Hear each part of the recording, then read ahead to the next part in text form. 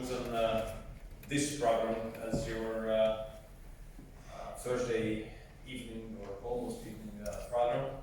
Professor, I can tell you that if I write a book about the ways and means how my name was pronounced and written during my not too long career, that would be a fake book. So, and I have another chapter to be written. And on the other hand, well, in 1978, from the perspective of Hungarian football, it was a little bit different. If we played Ajax now, that would be a different outcome. Let's put it this way. I'm pretty sure about that. But we are definitely happy that at least we have some nostalgia in this regard. Anyhow, I really do appreciate the invitation to speak to you about Hungary's position on the future of the European Union, especially that I have to make a conversation after Madame Sargentini's presentation here. You will hear now a different perspective. You can be sure about that, and at the end of the day you can make the decision of yours whom to believe. I have some advantage towards her. I'm a Hungarian and I live in Hungary, so I might have some better knowledge about this topic than she does. But we'll see. So the Chinese had a proverb which reads as follows: that let's live under exciting circumstances. And we don't know whether that was in a good will or a bad will that this proverb was wished to people, but definitely we complied with the desire of this Chinese lady or gentleman who said this proverb for the first time, because we definitely under exciting circumstances here in the European Union, given the fact that there are historic challenges ahead of the European integration. And given the fact that there are historic challenges, one of which was mentioned by the professor, namely Brexit, there are many others, I think it's obvious and natural that there are debates within the European Union. Because when should we have debates, if not now, when there are real questions and ahead of us, and we are 28 or 27, so definitely giving an answer on behalf of 28 or 27 to a real question and to a challenging question, that can and does create debates, obviously. So I think that the problem is not that we do have debates, the problem is that these debates go emotional immediately, and usually end up in stigmatization, basically immediately. And we do believe that if these debates had been put or had been stayed on the basis of rationality and common sense, then we would have much more hope to have a positive or rational outcome as well. What we are a little bit concerned about is that during these debates, usually the right of those who do not represent the mainstream is being challenged whether they have the right to express their opinion. Although we should understand that in a debate there are different positions. Some positions are forming the majority, some positions belong to the minority. But stigmatizing the opinion which is not in the mainstream as non-European, or against European interests, or European unity, whatever, I think it's unfair, because an opinion can be anti-mainstream one day, but could become part of the mainstream next day. And then those who used to be in the mainstream would definitely ask for their right to take part in the debates, regardless of that they would be in minority. So I think that whenever we speak about the debates about the future of the European Union, we should not regret the fact of the debate, but we definitely should not put these debates on the field of emotions, and especially should not stigmatize those who do not agree with the majority. Now, I think the most important question, what we have to discuss when it comes to the debates within the European Union, how to make European Union strong again. And I have to tell you that we Hungarians are absolutely interested in a strong European Union. I give you just a couple of facts and figures for that to understand. We are a country, well, mid-sized, let's put it this way, with a small economy which is very open. So the performance of our national economy is mostly determined by external factors. And this is the foreign investment and the export opportunities. And we are a country where you have an export over GDP ratio up to 86.5%, and 79% of these exports head to the European Union. So if there's a country which is interested in European Union gaining back competitiveness and strength, then it is definitely Hungary. And exactly this is the debate within the EU, how to make European Union strong again. And if you look at these debates, there are basically two camps in this regard. One camp suggests that we should create something like a United States of Europe, where the competences should belong to Brussels in an increasing amount, and the member states should be weaker than currently. This is the path which we totally disagree with, and this is the path we definitely reject. Our path is different, and our idea is different, and our vision is different. Our vision is that a strong European Union must be based on strong member states. If you come back to football, professor, if you have 11 bad players, it's more than sure that you will not have a good football team. If you have 11 good players, and if you have a considerable coach, then you have a chance to have a good football team. So strong member states and strong European Union. This is our position. And how to reach that? I would like to highlight you 7 points which we think would be necessary to be fulfilled in order to make European Union strong again. First, that if we want to make European Union competitive again, then we should let competition flow inside the European Union. And all decisions should be avoided, which decisions would end up in killing the competition inside the European Union. I tell you 2 examples in this regard. One is the proposal to harmonize tax rates in the European Union, which we totally reject because this goes against competitiveness. We don't want to increase our tax rates, for example. In Central Europe, we have carried out very irrational policies on economy, which proved that you do not have to make a choice between boosting your economy and remaining fiscally disciplined. You can boost economic growth and decrease state debt and deficit in the meantime. You need to make tough decisions, for which you need courage and political stability for sure, but you can do it. And we reject the approach which highlights countries with low tax rates as tax havens or paradises. Why? Because in order to be able to afford to cut the tax rates, you need to be extremely disciplined in fiscal and budgetary means in order to have the room to decrease. So this is first, we really reject the proposals for tax harmonization, and on the other hand, we reject the proposals to communize debt. Because communizing debt within the European Union would mean that you basically spread all over the consequences of irresponsible budgetary and fiscal policies.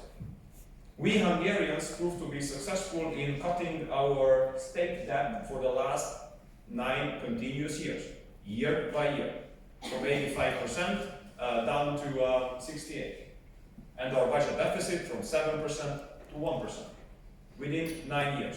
Of course, we had to make tough decisions, we had to make risky decisions, for which, again, political stability was needed. Just to give you one idea, from 2010 onwards, when our country was really in deep struggle, we had an unemployment rate of 12.5%.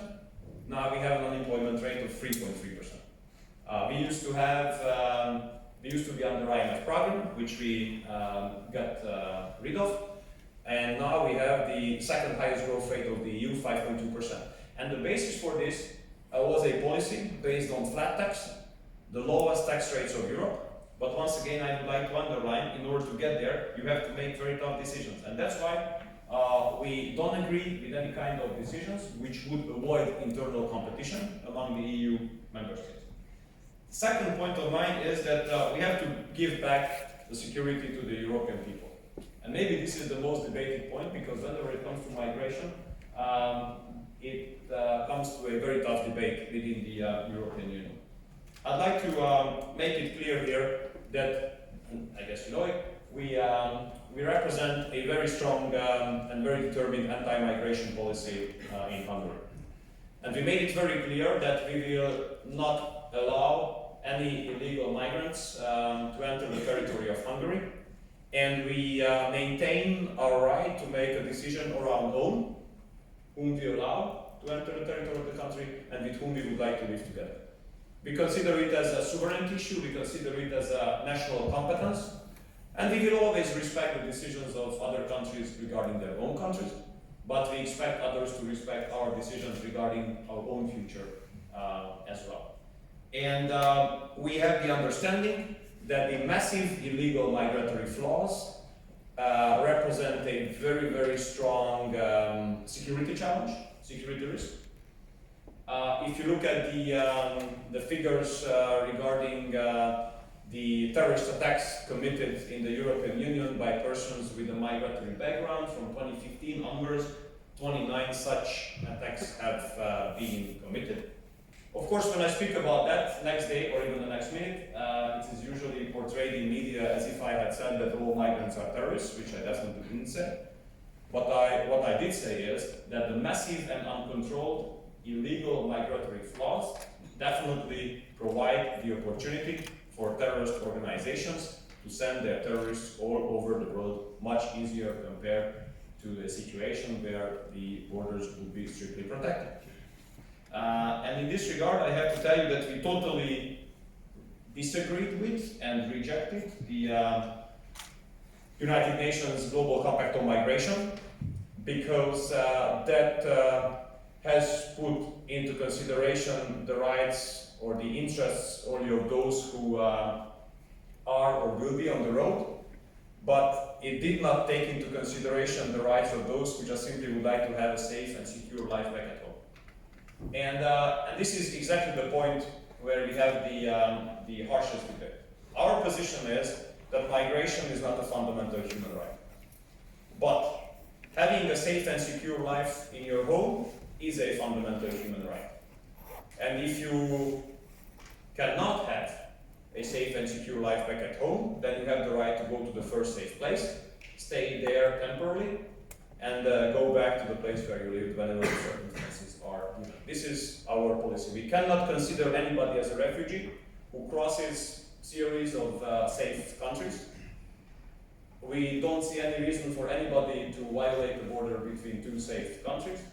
Whoever moves across safe countries has definitely another motivation than security. It is not a fundamental human right to wake up in the morning, pick a country on the map where you want to stay, and in order to get there, just go through borders of peaceful and safe countries. This is not the case. We will never accept that. We protect our border very strictly. We have built a fence on our external border. We deployed army. We deployed police there, and we made it very clear that the only legal way to enter the territory of Hungary is the legal way. By the way, this is what the Schengen Code dictates as well. Because I don't know if anybody in the room has read the Schengen Code. Great, then you might give me a positive feedback that I quote in almost rightly. It puts an obligation on the countries located at the external border to make sure that the border is only crossed through the official border crossing points with the necessary documentation during opening hours.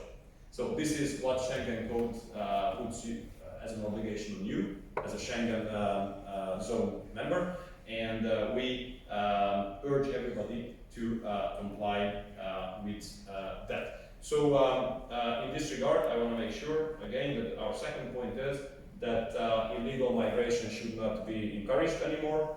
The international community should not concentrate on how to encourage people to get on the move, but should concentrate on how to create safe and secure circumstances for all of those who were forced to leave their homes. And we Hungarians do contribute to that. We have a strong policy of supporting the Christian communities in the Middle East to be able to stay, where they have been staying for long centuries, I mean their communities. We have spent so far around $40 million on supporting the Christian communities there, and as a result, as an outcome of this program, 50,000 Christians were helped to stay in Iraq, Syria, Jordan, Lebanon, through our assistance programs, because our principle is that we have to bring help where it is needed, and we should not bring problems where there are no problems. The third expectation of ours is that we have to be able to speak openly about the fact that the European integration was based on Christian values. And we have a clear expectation towards the European leaders to give the priority to the Christian culture in the European Union. And I understand it's heavily against the mainstream currently, but to be honest, we are really fed up with the approach which goes against reality. The reality is that the most persecuted religion all over the world is Christianity. 4 out of all 5 persons who are persecuted or killed for their beliefs are Christian.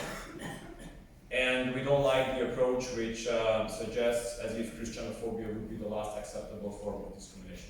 This is totally what we disagree with, and we really do believe that we have to maintain the Christian tradition of the European Union. The fourth is about financial resources.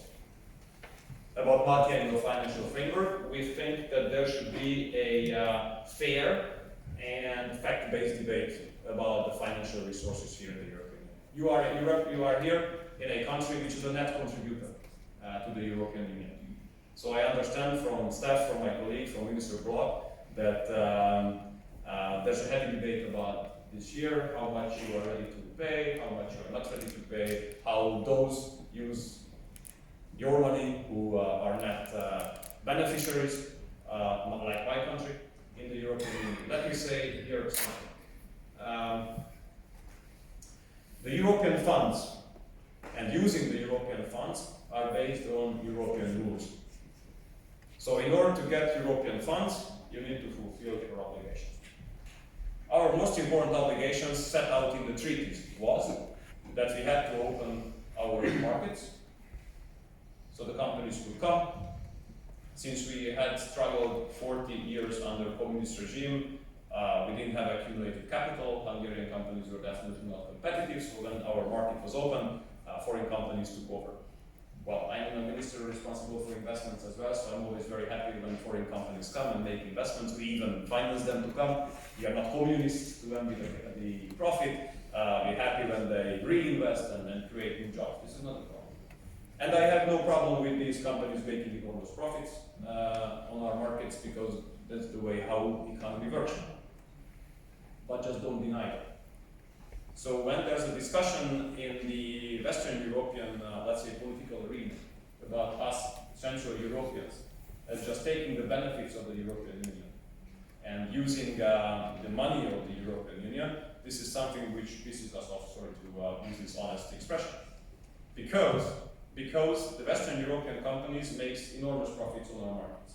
According to the, which is fine, according to the evaluation of the European Commission, 70%, so from the European Commission, 70% of all EU funds arriving to the Central European countries return to the Western European countries through their companies. This is the evaluation of the European Commission. And this should be put into consideration as well. So I think here the full picture must be used whenever it comes to the financial resources to be distributed among EU member states. So this is a two-way street. Yes, we definitely do take advantage of the cohesion funds, and yes, the Western Europeans definitely take advantage of their companies operating on our market. This morning, I met the representatives of the 13 biggest Dutch investors on the Hungarian market: Unilever, Friesland, Campina, Philips, and all the others. And they are happy. with their presence. They are happy with the lowest tax rates of Europe. They are happy with the cash incentive we give to them to operate. They are happy with the incentives we give to them in order to enhance their competitiveness. So this is a two-way street. This is what I want to say. And on the other hand, I understand that there's a debate even here in Netherlands on the public arena with a strong presence, whether the European funds should be stick to some politically motivated, let's say, conditions. And this is something that we definitely reject. Because if you introduce subjective criteria in this regard, politically motivated criteria, then it can very easily become a matter of blackmail.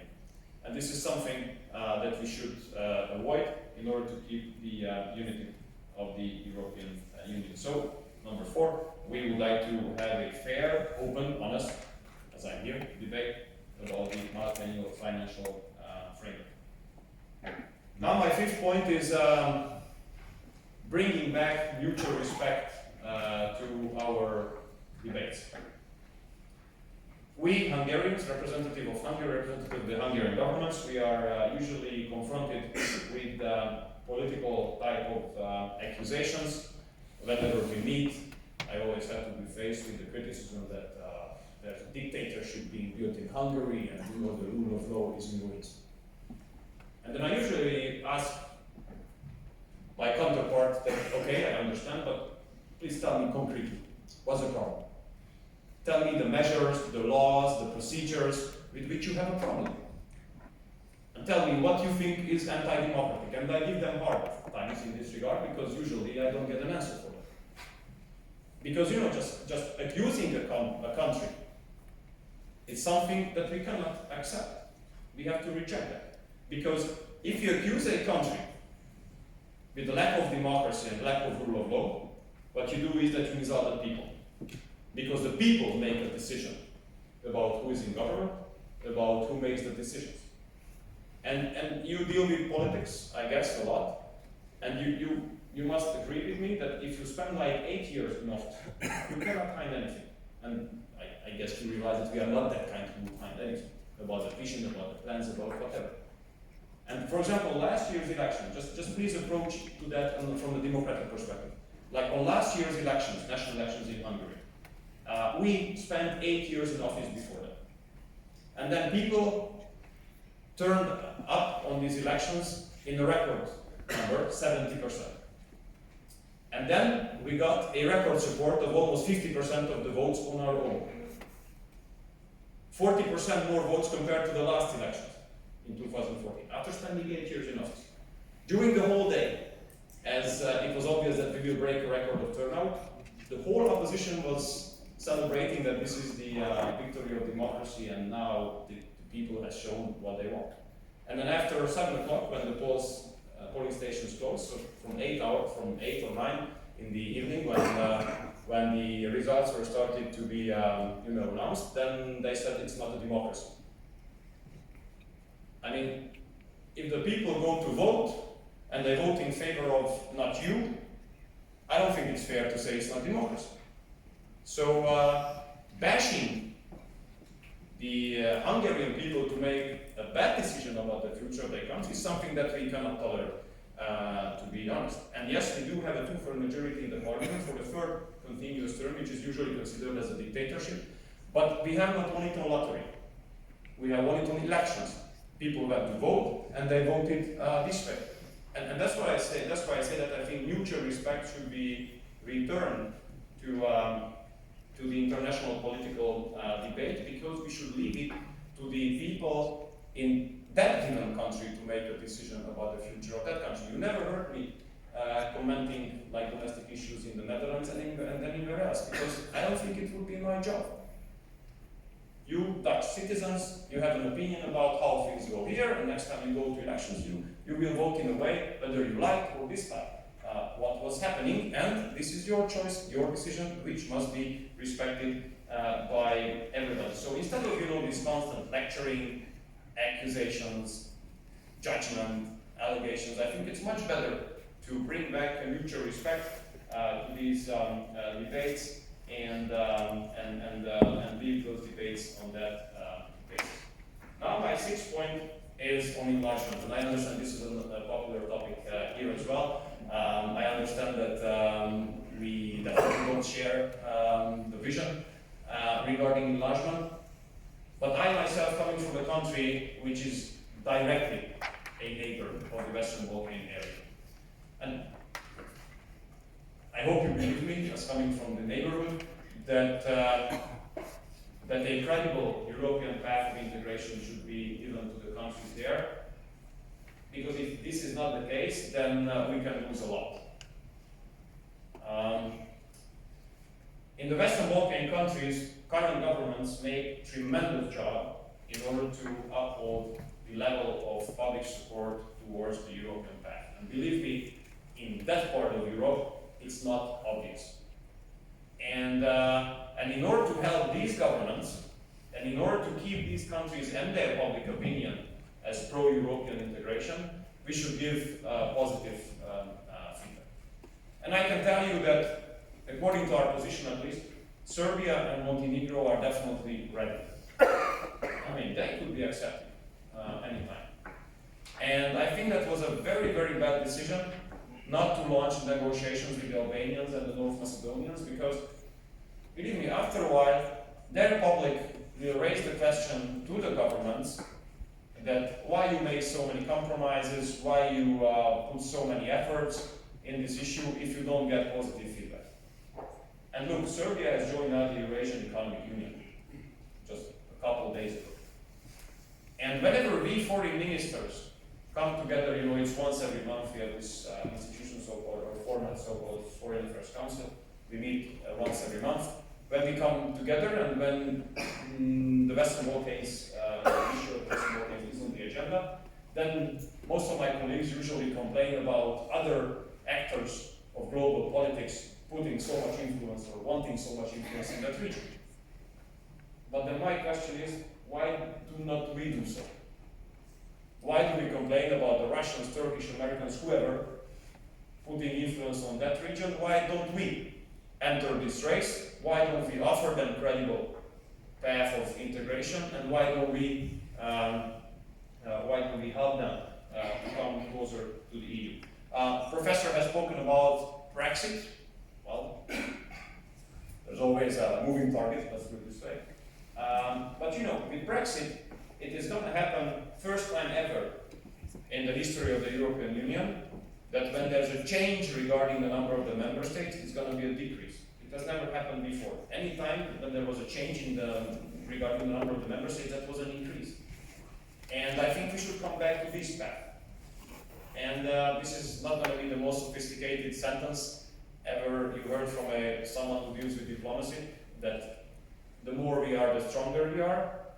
But under current circumstances, I really do believe that the European Union needs some success stories, and enlargement can be one of them. Although I understand that the necessary unanimity is not given, and may not be given in the foreseeable future either, given the fact that on the counter side, there are very strong countries like yours in this regard. And I have to tell you that one of the first speeches of the still President of European Commission, Jean-Claude Juncker, saying that there will be no enlargement during his term was not the most encouraging sentence candidate countries ever heard in their lives. So I mean, that didn't give them, let's say, a very positive context. And my last point, number 7, would be about elimination of double standards. You know, I listened to the debates in the European Union when it comes to external relations, for example. And here, there's a lot of discussion going on about like relationship to Russia, relationship to China. And my country and my government, our government, is heavily criticized by being too close to Russia. Why do we cooperate with them, and so on and so forth. But if you look behind the scenes, you will see that those who are the most critical to Russia publicly, they make the biggest businesses with the Russians. If you look at the trade figures of last year, and they are under the sanctioning period, you will see the following. Germany-Russian trade has increased by 56% only last year. France-Russia trade has increased by 40% only last year. To tell you another G7 EU country, Italy has increased its trade with the Russians by 37% last year. Even you were successful enough to increase your trade with Russia by 23%. And in the meantime, those Central European countries who are usually accused by being, too close to the Russians, not only geographically, for example, Hungary, we lost $8.5 billion of export opportunities since sanctions have been in place. And when we are bashed, then I always look at the list of Western European energy companies being partners to Gazprom to build Nord Stream 2, for example. Or when I walk along the corridors of the St. Petersburg International Economic Forum, there are more people speaking German than Russian. This kind of hypocrisy and double standards, I think, should be left behind. And we should eliminate the approach that if there's one thing what one country is allowed to do, then the others should be allowed as well. If there's one thing that some countries are not allowed to do, then the others shouldn't do that either. When it comes to China, for example, we Hungarians are usually bashed by being the best partners of the Chinese in Europe. Now, we represent 1.8% of the EU-China trade. Whenever the 16 Central and Eastern European small countries come together with the Chinese, we are usually asked for showing our preparatory materials. We are accused of, breaking European unity. But then when the German and French leadership meet the Chinese and they sell, I don't know how many hundreds of Airbus aircraft, it's not a problem. So, the approach to everybody should be equal, and level playing field should be ensured for the future. So the proverb of the Chinese to live under exciting times is definitely valid. Look, we are ready to take part in the future debates about the future of the European Union as well. We will always represent this position that a strong European Union should be based on strong member states. We might disagree on many issues. During today's bilateral meeting with Minister Bloch, I think we can come to a conclusion that there are an even number of issues where we agree and where we disagree. But the fact that we disagree on many points should not prevent us from cooperating on those points where we do agree. And we definitely do hope that as an outcome of the currently ongoing debate, some rational outcome will be there in order to fulfill the goal of all of us, which is to make European Union stronger. We might disagree on the path how to get there, but we should not challenge the aim of ours to get there somehow. And based on that, we are ready to continue the cooperation, and we are ready to continue to take part in the debates. And once again, we envy Alex Amsterdam from you Dutch people. Thank you very much once again for the invitation. Thank you for listening.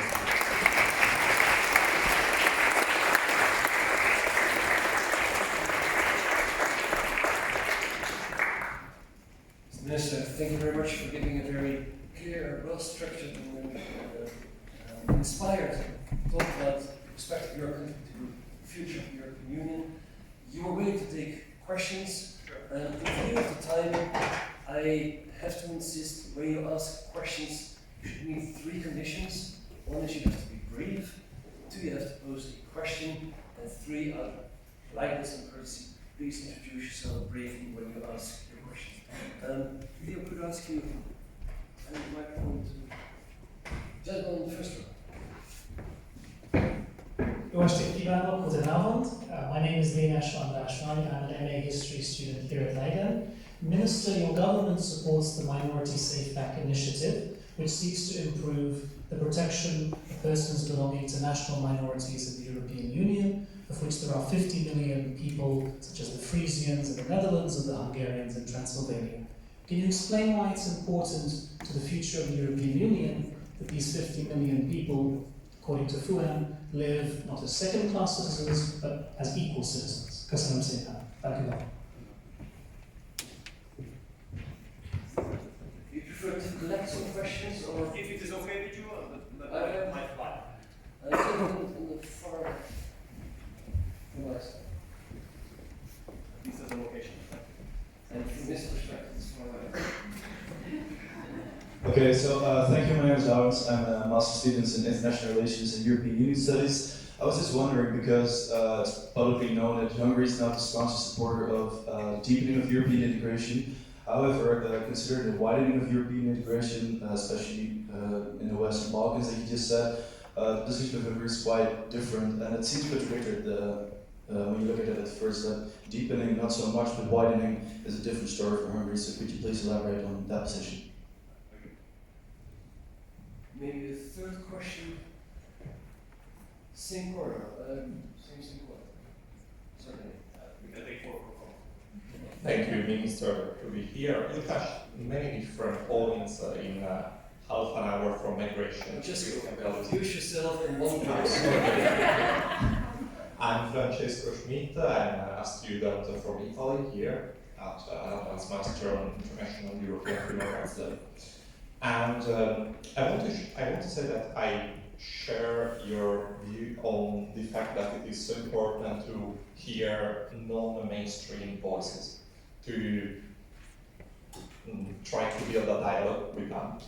And I want to know your opinion on the fact that your government actually has proposed also and implemented some laws that, as a consequence, brought the Central European University to be now in Vienna and preventing this university to teach in Budapest anymore.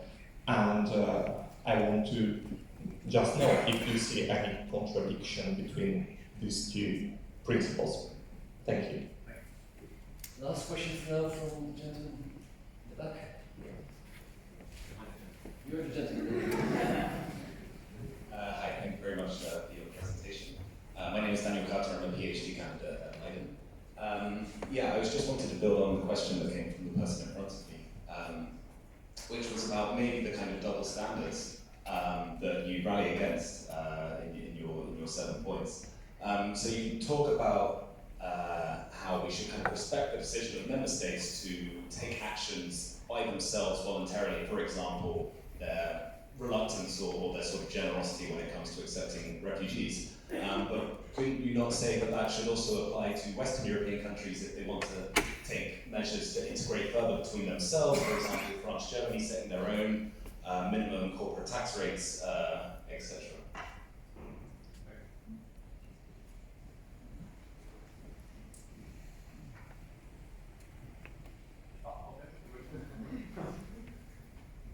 I could also start giving the answers more appropriate. That would be very educative, for sure.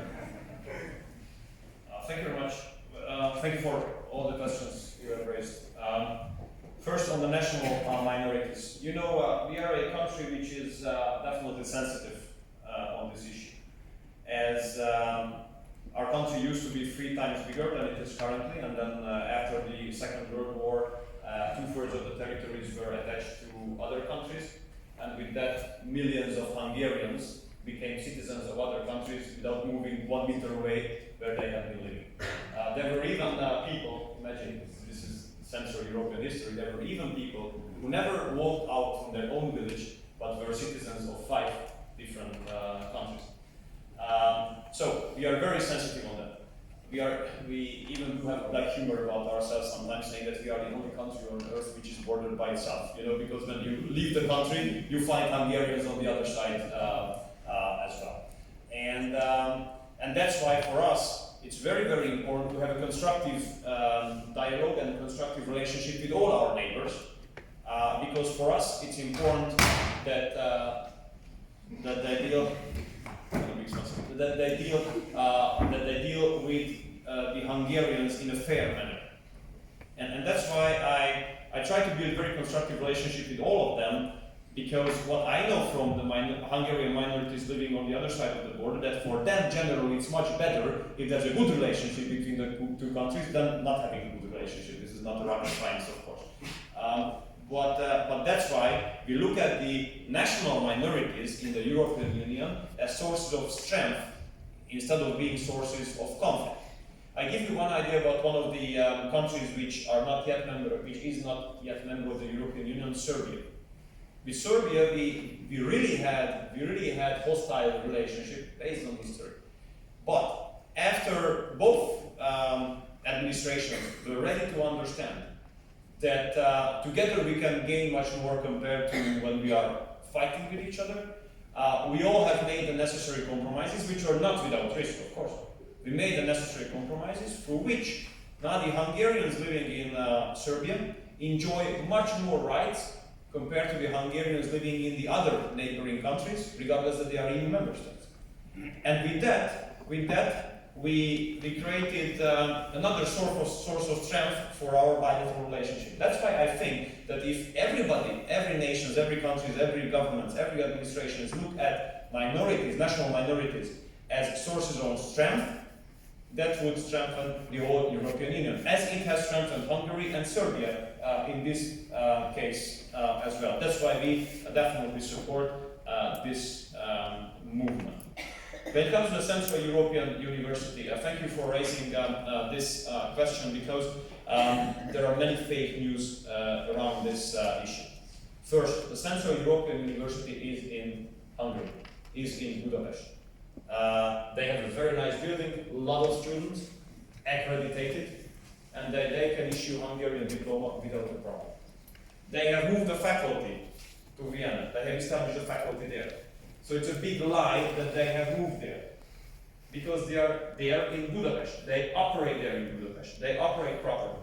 Now, what was the debate? Because there was a big debate, but what was the debate? That was not a CEU specific issue. The debate was about the general regulation of higher education in Hungary.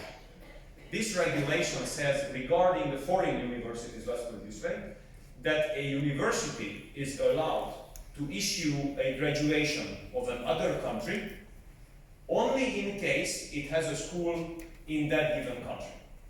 So to give you one idea, as University of Notre Dame, a very traditional university in the United States, has a school in Budapest and has a school back in the US, they obviously are allowed to issue two diplomas in Hungary, one American and one Hungarian. Or McDaniel College, that's another traditional US university placed in the state of Maryland, as they have a school there, a school in Budapest, they are allowed to issue two diplomas. Then there's Chinese and some other, not that big number of foreign universities, but they are all allowed to issue both diplomas, country of that school and country of operation. But CEU doesn't have a school in the United States. Thus, they are not allowed to issue diploma of the United States. That's the only debate. Are they allowed to issue Hungarian diploma? Yes, of course. Do they have all the necessary accreditation? Yes, they do, everything. And they operate there. Thousands of students graduating on an annual basis. So the debate was that, and unfortunately there was a political turmoil around it, of course, because of the attachment of the relationship to George Soros, with which we have a very serious debate, of course, as a government, about the future of EU and the future of my country as well. But this is it. So the school is there. And here I think we have a very important consequence to be drawn, how fake news can create totally false context. So when it comes to deepening and widening the European integration, you know, sometimes I don't know whether this is the right English expression, sorry for that, but multi-speed European Union, right? You might hear that sometimes. So, but multi-speed European Union is not a future perspective, is the present. Because you have a multi-speed European Union because there are countries using euro, for example, like yours, and countries not using euro, like mine, for example. Or there are countries being members of the Schengen area, like both of us, and countries not being part of the Schengen area. Or countries having an opt-out from CFSP, and countries being involved in CFSP. So there's a multi-speed. And yes, our position is currently that no more general deepening should come. I mean, but to make it more operative, no more national competences should be brought to the level of Brussels. We think let's leave it as it is now. But yes to widening. Now, France, for example, has a totally different approach. They say first deepening, and then, if at all, sometimes widening. Our position is different than that. We think, yes, we definitely do have to widen the European Union, but the competences being on national level are fine there. The competences on Brussels level should not be increased. But of course, I mean, whoever is part of a deeper integration within the integration must be based on a voluntary decision, obviously. So I mean, it's always a voluntary, to the fourth question, I mean. So whether you are a member of the Eurozone, it's a voluntary decision of that given member state, or whether you are part of, whether you want to join Schengen area, it's again a voluntary decision. So yes, we do respect the right to make such kind of voluntary decision. And my last sentence, although that was not integrated part of the question, but you referred to the migration issue, that who is generous and who is not generous. Our position is that so the question whether you're ready to receive migrants or not should not be the only and exclusive factor of whether you are in solidarity or not. Because like we have been protecting the external border of ourselves, of the European Union, and of the Schengen area in the meantime. We spent a little bit more than €1 billion on that, with which we prevented a big number of migrants to cross, and then end up in Germany, Austria, Sweden, or here. So if we had not protected our border, hundreds of thousands of possible additional migrants would have arrived, for example, in Germany, putting much more financial load or burden on their shoulder. We could prevent that with spending €1 billion there. So, and I think this should be taken into consideration as a matter of sovereignty, a matter of solidarity as well, as the programs of ours to finance the improvement of the circumstances of communities in need in Africa and in the Middle East should be taken into consideration as a matter of solidarity as well, and not only the question whether you're ready to receive migrants or. Thank you. I'm looking at the master ceremonies, who says 5 more minutes, another master says 2 more minutes, somewhere, let's say 7, that's 5 and 2. Question here. If you give me authorization. We have Good evening, I'm Julia. I'm from Italy as well, and I'm a student of the Leiden International and European Human Rights. I think we're all aware of the occurrence in the Judge Baca case, which was pretty recent, and it was before the European Court of Human Rights, who found out that some provisions implemented by the Hungarian government were incompatible, and I'm quoting, with the rule of law. These provisions are namely some transitional provisions which follow the reform of the fundamental law regarding the creation of the Curia and the lowering of the retirement age of judges, which has been applied retrospectively in the specific case, and as well as the control exerted by the judiciary over the judges through the Council of the Judiciary, and the creation of the administrative courts. My question is, do you think that the court was wrong in this judgment? And in that case, could you explain us how these measures, which see a handling of the powers, can be compatible with the rule of law? Thank you. And maybe the last 2 questions are in the back. I see the ambassador looking with a worried face to the clock. Yes, hello, I'm Maxim. I study European law here at Leiden. I had a question about Hungary's EU migrant policy.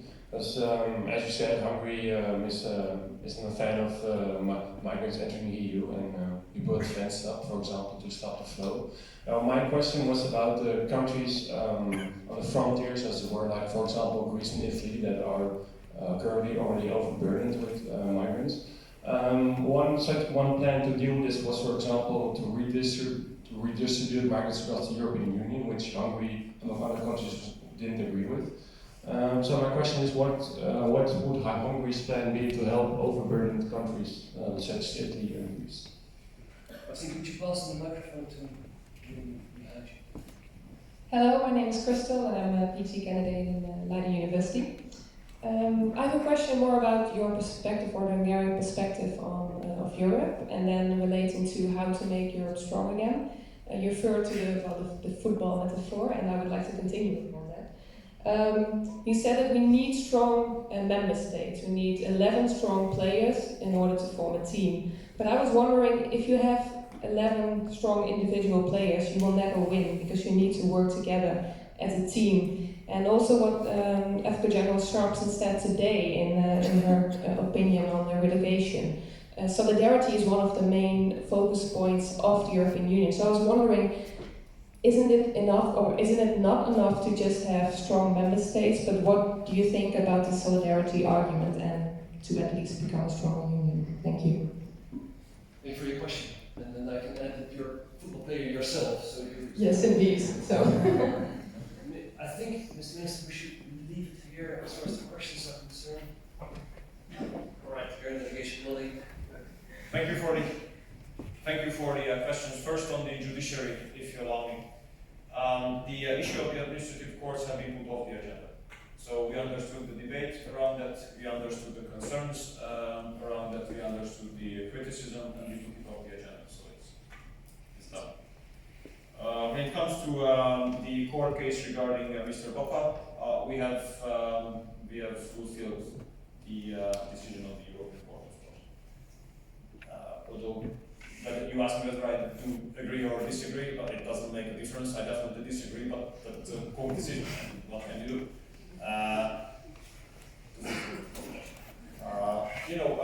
Whenever we had any kind of debates with the European Commission on any pieces of regulation in Hungary, we were always ready to discuss. That was recognized by the European Commission itself as well. And these debates could have three different outcomes. One outcome was that we understood and we agreed with the concerns put forward by the Commission, and we made the amendments or modification of the pieces of legislation accordingly. In multiple occasions, I think more than one occasions, we have amended, for example, the fundamental laws, according to how we agree with the Commission. Scenario 2, maybe that was not the mostly happening, that the Commission has agreed with our argumentation and said, okay, it's fine, leave it there. It happened as well sometimes. And the third was when we couldn't agree, and then we went to the European Court, of course, and then fulfilled the decision of the European Court. See, I don't agree with the fact that if you put a age limitation to the judiciary, that would influence or harm the independence of the judiciary. I don't agree with that.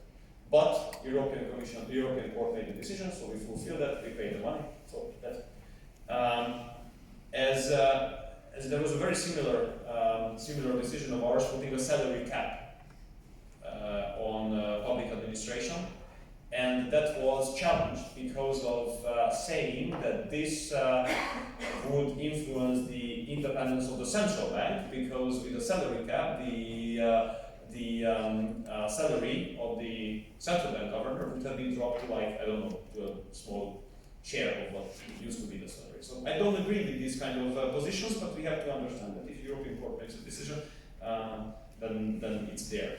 And when it comes to the the allegation of political influence on the court system, please look at the convictions of the courts and count the number of occasions when the conviction was in favor of the government or politicians belonging to the ruling party and the number of the convictions which were in favor of members or stakeholders of the opposition parties. And you would be surprised, and you would never raise this question again, whether Hungarian court system is being politically influenced by the government or not. And the council you have asked about is established in a way that there is no possibility for political influence there. You can absolutely be sure about that. You know, I hear many times this allegation, of course, from my partners that the judiciary is not independent, but it's just simply not being true. So the court ruling you have asked about was fulfilled by us, although I personally disagree, not with the fulfillment, but the decision itself. Regarding Greece and Italy, and regarding let's say, the frontline countries. You see, we Hungarians have proved that migration can be stopped on the land. Because what was the starting point of the position of the European Commission? It was said that migration is unstoppable. We have started on our border, building a fence, deploying troops and boats. And there was an Italian politician who proved that it can be stopped on the maritime route as well. So when Minister Salvini made the decision that the ports are closed to those who come illegally, look at the impact of that and look at the current situation. And again, I don't want to judge because it's another country. And then the Italians will judge when the election will come, the Italians will judge which policy they support, and it's their job. I just want to say that Minister Salvini has proved that migration could be stopped on the maritime route as well. If I go to an earlier issue, the Australians have proved that migration can be stopped on the maritime route as well. So if there is no encouragement for people to pay to smugglers, to board on the wrecks, to take the life hazard, but if it is being said very clearly, don't do this because you are not going to be received in the European Union if you come illegally, then the migratory waves could be stopped on the maritime route as well. So I think sequencing is very important. And first in sequencing should be the protection of our own borders. And I think there's a very, very important lesson to learn. If you make an agreement with a third country to stop migration, stop bashing it on a continuous basis, otherwise they will open the doors. So I think it's a very important lesson to learn in this regard. And look, if you are a Schengen member state, you have obligations. And if you cannot fulfill those obligations, I mean, either you have to ask for help or draw some other kind of conclusion. And when it comes to strong teams, I definitely do agree with you that if you have 11 good football players, but you don't know the tactics and you don't know how to line up at corner or kickoff or a free kick, you're definitely not going to score and not going to win. So definitely team spirit and a good coach. These are all necessary items when it comes to good football teams, I guess, at least having some members.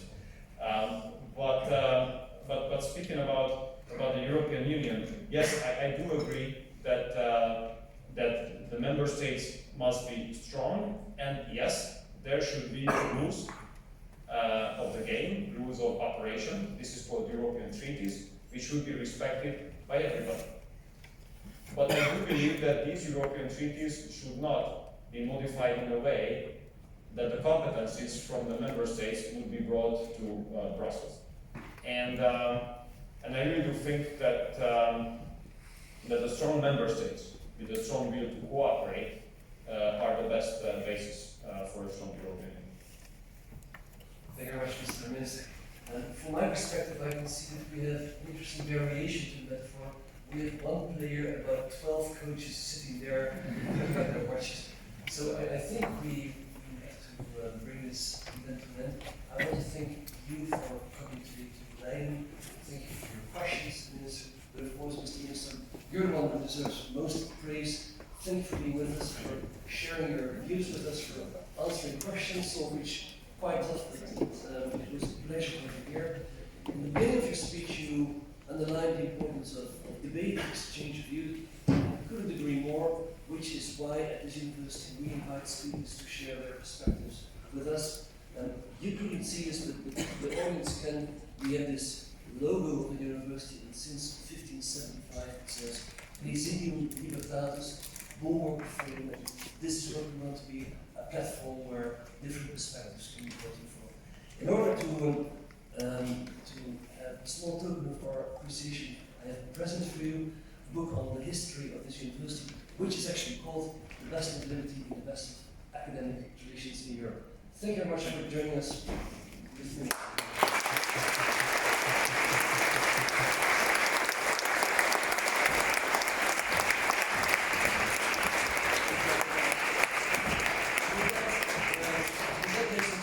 I apologize to the drivers who are allowed to get tickets now. They have to transport the minister to other appointments. For those who can stay here, unfortunately not our main speaker and his delegation, all the others, let's have a drink and discuss what was said today. Thank you once again for coming, and I hope to see you. Thank you. Goodbye.